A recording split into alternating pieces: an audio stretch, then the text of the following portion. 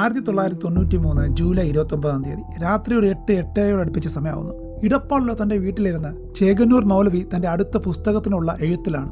അദ്ദേഹത്തിന്റെ ഭാര്യ ഹവ്വ ഉമ്മ അടുക്കളയിൽ പാത്രങ്ങളൊക്കെ കൈ വെച്ചിട്ട് കിടക്കാനുള്ള ഒരുക്കത്തിലാണ്. പെട്ടെന്നാണ് കതകിലാരോ മുട്ടുന്നത് കേൾക്കുന്നത്. മൗലവി കതക് തുറന്ന് നോക്കുമ്പോൾ കാണുന്നത് പരിചിതമായ ഒരു മുഖമാണ്.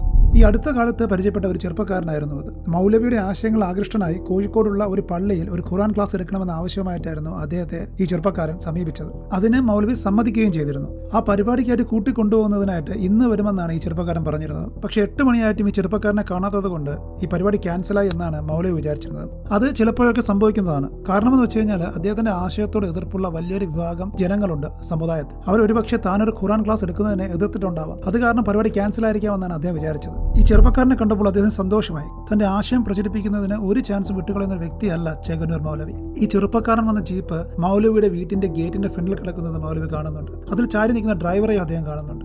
അന്ന് തന്റെ ഭാര്യയോട് യാത്ര പറഞ്ഞ് അവരോടൊപ്പം പോയ മൗലവിയെ പിന്നീട് ജീവനോടെയോ അല്ലാതെയോ പുറം ലോകം കണ്ടിട്ടില്ല.